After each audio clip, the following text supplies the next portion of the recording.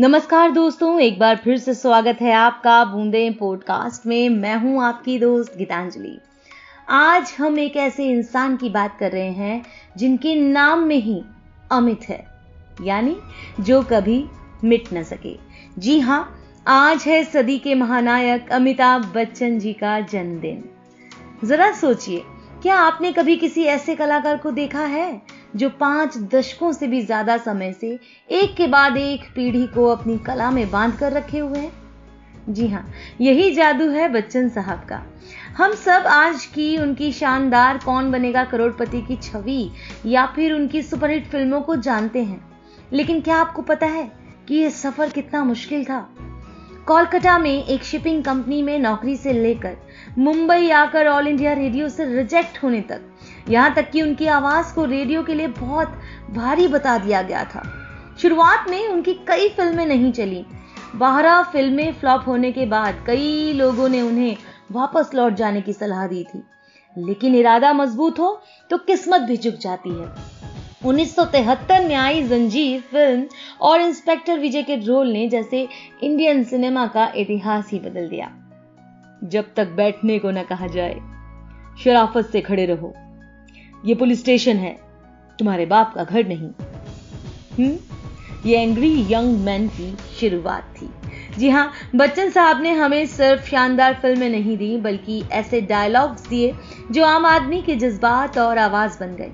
कुछ डायलॉग्स तो उनकी आवाज की गूंज के साथ ही दिमाग में आते हैं, जैसे कि दीवार का ये सवाल जो आज भी रिश्तों की गहराई बताता है। आज मेरे पास बंगला है, गाड़ी है, दौलत है, शोहरत है, तुम्हारे पास क्या है? और कालिया का ये डायलॉग जो उनकी जिंदा दिली दिखाता है, हम जहां खड़े हो जाते हैं लाइन वहीं से शुरू होती है। या फिर शहंशाह का वो परिचय जिसे सुनकर सिनेमा हॉल तालियों से गूंज उठता था, रिश्ते में तो हम तुम्हारे बाप लगते हैं, नाम है शहंशाह। मानती हूं कि उतनी दमदार आवाज नहीं है मेरी, लेकिन कोशिश तो मैंने बखूबी की। संघर्ष आया, चोट लगी, सब हुआ, लेकिन उनकी सबसे बड़ी प्रेरणा रहे उनके पिता, मशहूर कवि हरिवंश राय बच्चन जी।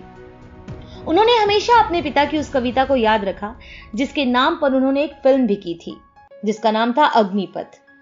वृक्ष हो भले खड़े, हो घने हो बड़े, एक पत्र छाह भी, मांग मत मांग मत मांग मत, अग्निपथ अग्निपथ अग्निपथ। यही हौसला उन्हें सिखाता है कि उम्र बस एक नंबर है और काम से बड़ा कोई धर्म नहीं।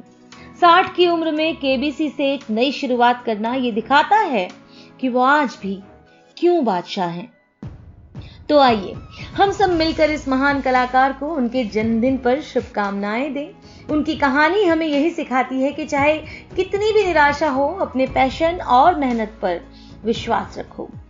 आप हमें कमेंट्स में बताइए कि आपका फेवरेट अमिताभ बच्चन जी का डायलॉग या फिर फिल्म कौन सी है।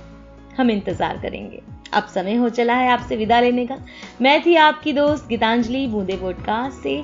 जल्द मिलेंगे एक और नई कहानी के साथ। तब तक के लिए नमस्कार। सुनते रहिए बूंदे पॉडकास्ट।